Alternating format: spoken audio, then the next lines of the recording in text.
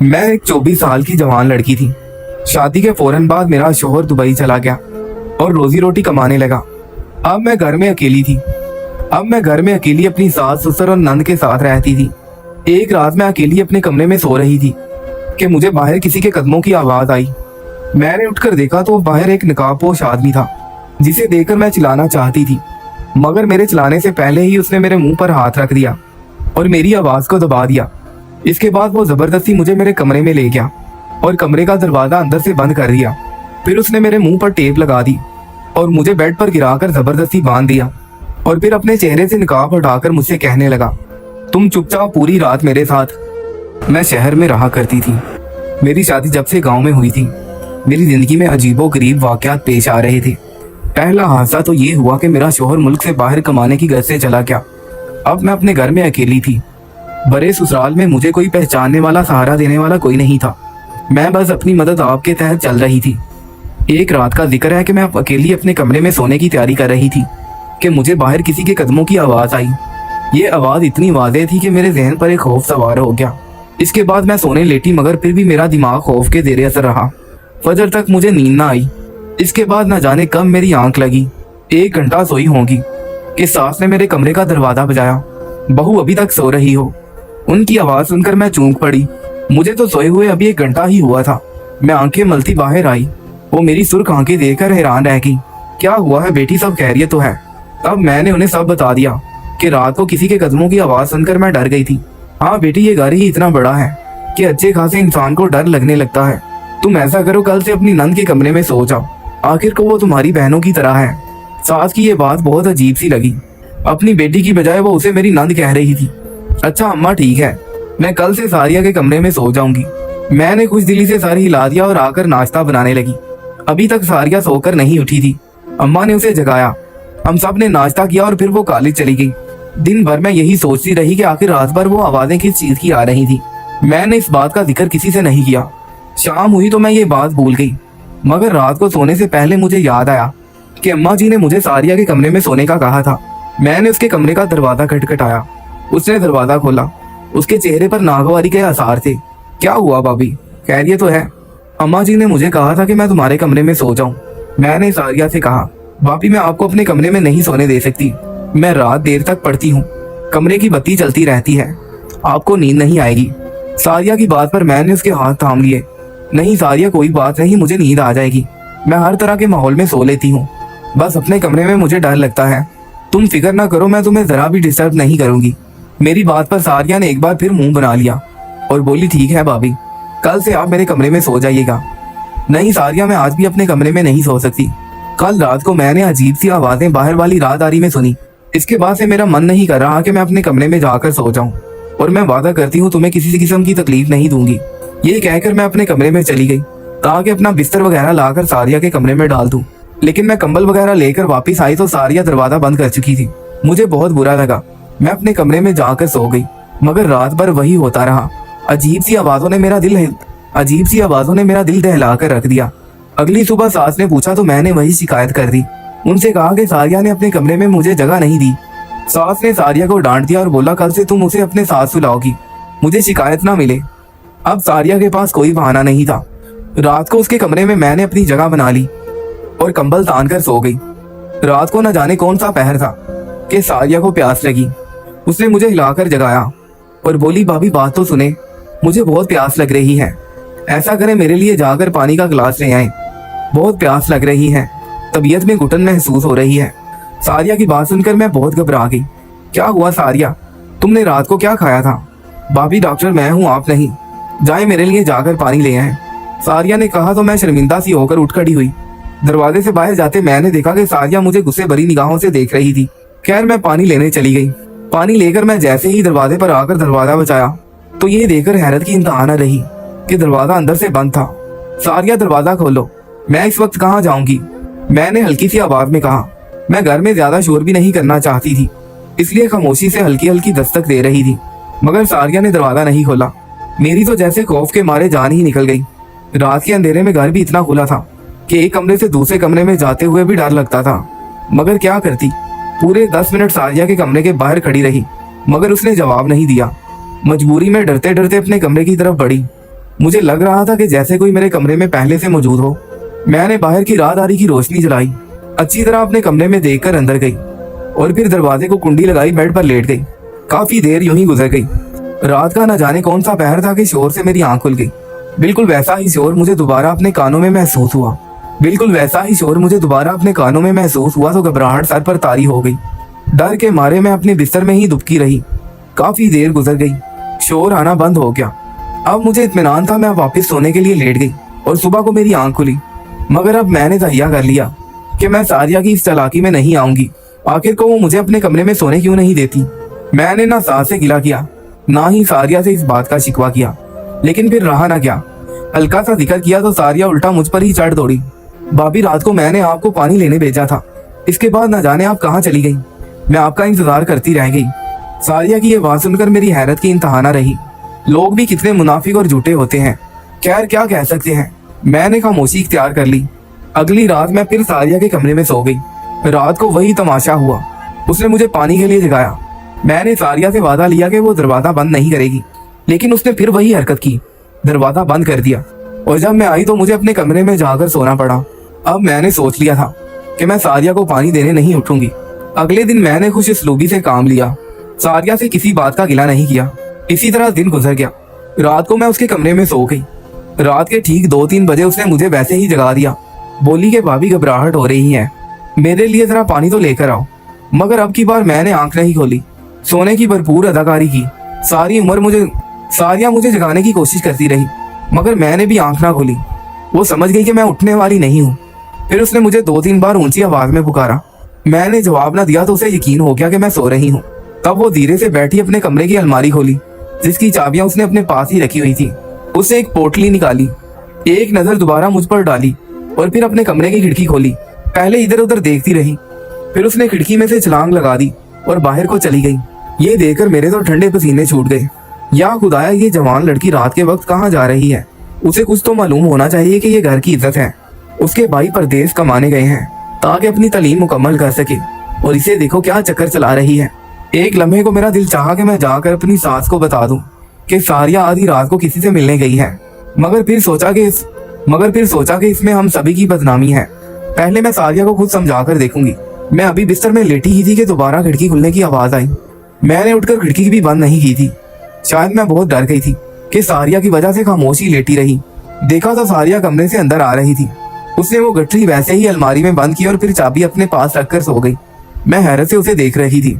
सारिया तो बड़ी ही दीदा दलेर निकली थी। अब मेरी समझ में आया सारिया मुझे रात को पानी के बहाने से बाहर क्यों भेजती थी। खैर, मैं चुप हो गई। मेरे हाथ में एक सिरा तो आ ही गया था। अगले दिन सारिया के कमरे में सोने से पहले मैंने उसे सख्ती से मना कर दिया कि वो रात को मुझे जगाया ना करे। मेरी नींद में खलल पड़ता है। अगर पानी पीना है तो खुद जग में डालकर यहाँ रख ले। बल्कि मैंने खुद ही पानी डालकर उसके टेबल के पास रख दिया। अब सारिया के पास कोई बहाना नहीं था कि वो मुझे जगा दे। रात के इस पहर वो अपने बिस्तर से उठी और अलमारी में झांकने लगी। मैं मुकम्मल तौर पर अलर्ट हो चुकी थी। मेरे कान उसकी आहट पर लगे हुए थे। उसने बिल्कुल वैसे ही खिड़की खोली और बाहर कूद गई। मैं हैरत से उसे जाता देखती रही। फिर मुझसे सब्र ना हुआ।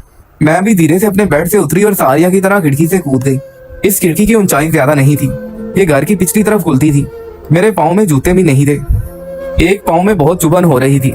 आसपास कांटे और छोटी चीजें मेरे पाँव में चुभकर इस सफर को तकलीफदा बना रही थी। मगर सारिया शायद पहले से ही इंतजाम कर आई थी, वरना वो इतनी तेज रफ्तारी से ना चलती। मैं देख रही थी कि सारिया काफी तेज से कदम उठाती आगे की तरफ बढ़ रही थी। मैं भी उसके पीछे पीछे गई। अगरचे मुझे डर लग रहा था, मगर फिर मैंने सोचा कि अगर मेरी नंद इतनी बहादुर और दिलेर हो सकती है तो मुझे क्या मसला, जबकि मैं तो हक और सच की तलाश में जा रही हूँ। इस घर की इज्जत को बचाना चाहती हूँ। थोड़ी दूर जाकर सारिया ने पीछे मुड़कर देखा, मगर खुदा का शुक्र कि उसकी नजर मुझ पर नहीं पड़ी। ये एक पुराना सा बाग था। सारिया ने छोटी सी बाड़ अबूर की और अंदर चली गई। वहां जाकर उसने न जाने क्या किया। वो जमीन पर बैठकर मिट्टी खोदने लगी। मेरे तो पाँव में से जान निकलती महसूस हुई। मैंने कुछ और ना किया और उल्टे कदम वहां से वापस आ गई। अभी तो मैं सोचने लगी कि सारिया को काबू कैसे करूं। तभी बैठे बैठे मेरे जहन में एक ख्याल आया। मैं सारिया से सारी हकीकत जानना चाहती थी। चूंकि घर के सारे दरवाजे बंद होते, इसलिए सारिया के आने और जाने का वाहिद रास्ता खिड़की थी। मैंने वो खिड़की जहां से सारिया निकलकर बाहर जाती थी उसे अंदर से बंद कर दिया और खुद पास ही बैठ गई। मैं सारिया के आने का इंतजार कर रही थी। तकरीबन 1-2 घंटे बाद मुझे सारिया के आने की आहट हुई। मैं चुकन्नी होकर बैठ गई। सारिया ने हल्के से खिड़की खोलने की कोशिश की, मगर खिड़की अंदर से बंद थी। तभी मैंने सरगोशी की आवाज में कहा, सारिया, मुझे तुम्हारी हकीकत का अंदाजा हो गया है, लेकिन जब तक तुम मुझे अपनी पूरी बात नहीं बताओगी मैं खिड़की नहीं खोलूंगी। सुबह तक तुम घर से बाहर रहोगी ना, तो तुम्हारे घर वाले तुम्हारे बारे में क्या सोचेंगे, इसका अंदाजा तुम खुद ही लगा लो। मेरी बात पर सारिया गुस्से में आ गई। भाभी, तुम पागल तो नहीं हो गई? जल्दी दरवाजा खोलो, मुझे अंदर आना है, सर्दी लग रही है। सारिया की आवाज जल्दबाजी बता रही थी कि वो अभी खौफजदा है, मगर मैंने साफ इनकार कर दिया कि मैं खिड़की नहीं खोलूंगी जब तक वो मुझे सारी बात नहीं बता देती। भाभी, तुम एक बार खिड़की खोलो, अंदर आकर तुम्हें सारी बात बताती हूँ। अब वो मेरी मिन्नतें करने लगी। फिर मैंने उसे कसम ली कि वो मुझे सारी बात सच सच बताएगी। तब मैंने खिड़की खोल दी। वो बुड़बुड़ाती हुई खिड़की से अंदर दाखिल हुई और मुझे गुस्से से देखने लगी। भाभी, खुदा का खौफ करो, तुम मुझ पर शक करोगी। मैं 5 वक्त की नमाज पढ़ती हूँ, मुझे अपने भाइयों की कमाई का एहसास है, मैं कोई गलत काम करने नहीं गई थी। ये कहते हुए सारिया अलमारी की तरफ बढ़ी और वही गठरी वहां रखने लगी। मैंने गठरी उसके हाथ से ले ली। तुम मुझे सारी बात बताओ, जैसा कि तुमने वादा किया था, वरना मैं अम्मा जान को सब बता दूंगी। मेरी धमकी पर वो डर गई। अच्छा भाभी बैठो, मैं तुम्हें सब बताती हूँ, गठरी में क्या है ये भी दिखा दूंगी। मैं हुमादन गोश हो गई। ये कहानी उस वक्त शुरू हुई जब मेडिकल कॉलेज में मेरा पहला साल था। पहले ही दिन लड़कों ने मुझे तंग करने की कोशिश की। आप तो जानती हैं मैं बात बात पर डर जाती हूँ। शायद मेरी यही मासूमियत एक वडेरे के बेटे को पसंद आ गई। बस फिर क्या था, वो मेरे तो पीछे ही पड़ गया। मैंने उसे जान छुड़ाने की बहुत कोशिश की, मगर जहाँ भी जाती वो मुझे पहले से ही वहाँ खड़ा मिलता। कुछ दिनों के बाद ऐसा महसूस हुआ जैसे कि वो शिकारी और मैं उसका शिकार हूँ। अब मैं जितनी भी कोशिश कर लेती उससे बच ना पाती। एक दिन मैंने उसे मिन्नत की कि खुदा के लिए मेरा पीछा छोड़ दो। मेरे भाई परदेश में हैं, वो मेरे लिए रुपए कमाते हैं, मुझे फीस भेजते हैं। मुझे अच्छा नहीं लगता कि मैं कॉलेज में आकर ऐसी बातें करूं। मेरी बात पर वो खूब हंसा और कहने लगा, मैं तुम्हारी जान छोड़ दूंगा, लेकिन इसके लिए पहले तुम्हें मुझसे एक मुलाकात करना होगी ताकि मैं अपनी मोहब्बत का इजहार कर सकूं। फिक्र ना करो, मैं किसी अकेली तनहा जगह पर तुम्हें नहीं बुलाऊंगा। एक बड़े से होटल में तुम आओ जहाँ सब लोग खाना खाते हैं, वहाँ मुझसे मिलो, बात करो। मैं तुम्हें अपने दिल का हाल बताऊंगा। मैं तुमको माकूल आदमी ना लगा तो भले मुझे छोड़ देना, मैं कुछ भी नहीं कहूंगा। मुझे उसकी ये तजवीज पसंद आई।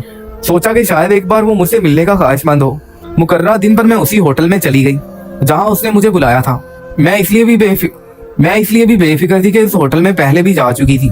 अक्सर यहाँ पर 200-300 लोग बैठे होते थे, सो डरने वाली बात कोई नहीं थी। हमने होटल के दूसरे फ्लोर पर मिलना था, जहाँ पर तकरीबन 300-400 कुर्सियां और मेज लगे थे। मुकर्रर वक्त पर मैं मुनीब के साथ वहाँ पहुँच गई। मैंने मुनीब से कहा कि हम नीचे बैठकर बात कर लेते हैं। वो कहने लगा, वहाँ पर लोग ज्यादा होंगे, तुम आरामदार रहोगी, यहाँ तो 2-4 लड़के ही बैठे हैं। ऐसे अच्छा नहीं लगता कि मैं अपनी इज्जत को बाजारों में रुसवा करूं। उसकी ये फिल्मी लाइनें मुझे बड़ी पसंद आई। आखिर ऊपर जाकर मैंने देखा वहां पर पूरा हाल खाली था, एक भी आदमी वहां नहीं था और दरवाजे पर भी कोई नहीं था। अब मुझे डर का एहसास हुआ।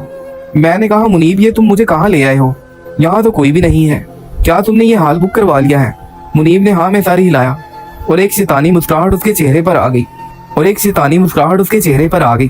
तुम मुझे इसलिए यहाँ लाए हो? मैंने गुस्से और नफरत से उसे देखा। उसने मुझे आगे बढ़कर रुसवा करने की कोशिश की तो मैंने उसके मुंह पर थूक दिया। इस बात पर वो गुस्से से तिलमिला उठा। मैं जल्दी से बाहर भागी। दरवाजा खोलकर एक कदम आगे ही रखा था कि उसने मुझे बाजू से खींचकर अंदर करना चाह रहा था। इतने में एक लड़का वहां आ गया। न जाने कैसे वो फरिश्ता बनकर ऊपर आया था। उसने मुनीब को गिरेबान से पकड़ा और मुझे उसके तसल्लुत से आजाद करवाया। मैं उसकी शुक्रगुजार हुई और उसका शुक्रिया अदा करती नीचे आ गई। मुनीब की नीयत पता चलने के बाद मेरी आंखों से आंसू बहने लगे। आखिर उसने मुझे इतना बेवकूफ क्यों समझ लिया? क्या इसमें मेरी कोई गलती? यही बातें सोचती मैं घर आ गई। उस दिन मेरा कॉलेज में दिल नहीं लगा। अपने उस मोहसिन के बारे में सोच रही थी कि जिसने मुझे मुनीब के अजाब से बचाया था। खैर 3 दिन बाद मुझे मालूम हुआ कि वो हमारे ही कॉलेज में पढ़ता है और ये कि उसे मेरे और मुनीब के मामलात का भी पता था, तभी वो मेरा चुप कर पीछा करता था। जब ये बात मुझे मालूम हुई तो मैं उसकी बहुत शुक्रगुजार हुई। उसका नाम एहसान था। मैंने उसे मिलकर उसका शुक्रिया अदा किया। मुझे एहसान की ये बात भी पसंद आई कि उसने मिलने पर भी मुझसे इजहार मोहब्बत नहीं किया और खामोशी से मेरा हक अदा कर दिया। खैर इस बात की खबर जल्द ही मुनीब को हो गई। मुनीब असर रसूख वाला लड़का था। उसने अपना असर रसूख को इस्तेमाल करते हुए एहसान को नुकसान पहुंचाना शुरू कर दिया। उसके बस में होता तो वो उसकी जान ले लेता, मगर वो ऐसा नहीं कर सका। यहाँ तक कि हमारा आखिरी साल आ गया। अब मुनीब ने अपनी कमीनगी दिखाना शुरू कर दी। पूरे साल की मेहनत का अजर हमें मिलना था। तब हमारे एक प्रोफेसर ने एहसान को एक ऐसा तजुर्बा करने को दे दिया जिसे हमारे लिए करना मुश्किल ही नहीं नामुमकिन था। मुनीब ने अपने असर और रसूख से ऐसा जाल बिछाया कि एहसान कम अज कम उस तजर्बे में फेल हो जाए और उसे प्रोफेसर के सामने जिल्लत उठाना पड़े। इस तजर्बे के लिए हमें इंसानी हड्डियों से ढांचा बनाना था जिसके बारे में किसी को मालूम नहीं था कि वो कहाँ से मिलेगा। एहसान ने बहुत कोशिश की मगर मुनीब के असर और रसूख की वजह से ये भी मुमकिन नहीं था। कॉलेज के आसपास उसकी जान पहचान बहुत थी, इसलिए एहसान को हर बार नाकामी का मुंह देखना पड़ा। ऐसे में मैंने उसका साथ देने की ठान ली क्योंकि उसने ऐसे वक्त पर मेरी मदद की थी जब मैं बिल्कुल बेबस थी। तब मैंने पुरानी कब्रों की तलाश शुरू कर दी। मुझे किसी ने बताया था कि यहाँ पास ही जो बाग है वो जिन्नों भूतों के हवाले से मशहूर भी है और वहाँ पर इंसानी ढांचे अक्सर पड़े नजर आते हैं। इस बात ने मुझे हिम्मत दी। तभी मैं दिन को ये काम तो नहीं कर सकती थी क्योंकि ये जगह भी कॉलेज के पास है। मुनीब की नजर पड़ती तो मेरे लिए अलग मुश्किल खड़ी कर देता, इसलिए मैंने सोचा कि मैं ये काम रात के अंधेरे में करूं। मैं दिन को जगह का तयन कर लेती और रात को वहां जाती। आज कुछ आखिरी चीजें रह गई थी जो मुझे मुकम्मल करनी थी। ये देखो, अब सब कुछ पूरा हो गया है। उसने खुशी से अपनी गठरी खोलकर मुझे दिखाई तो मैं हैरान रह गई। मैंने उसे सोने का कह दिया और खुद अपने बिस्तर में आकर लेट गई। वादा किया कि मैं ये बात किसी को नहीं बताऊंगी। मेरी नंद की पढ़ाई मुकम्मल होने के बाद मैंने अपनी कोशिशों से उसकी शादी एहसान से करवा दी क्योंकि सच है कि जो लोग एक दूसरे से सच्ची मोहब्बत करते हैं उनके दरमियान नहीं आना चाहिए। इस सब में मुनीब की पूरी कोशिश रही कि वो सारिया को अपने अपना ले, मगर सारिया ने भरपूर मज़ाहमत की और एहसान से शादी करके दम लिया। मुझे इस बात की खुशी है कि सारिया और एहसान को मिलाने में कुछ ना कुछ हाथ मेरा भी है। अल्लाह मेरी नंद को हमेशा खुश रखे।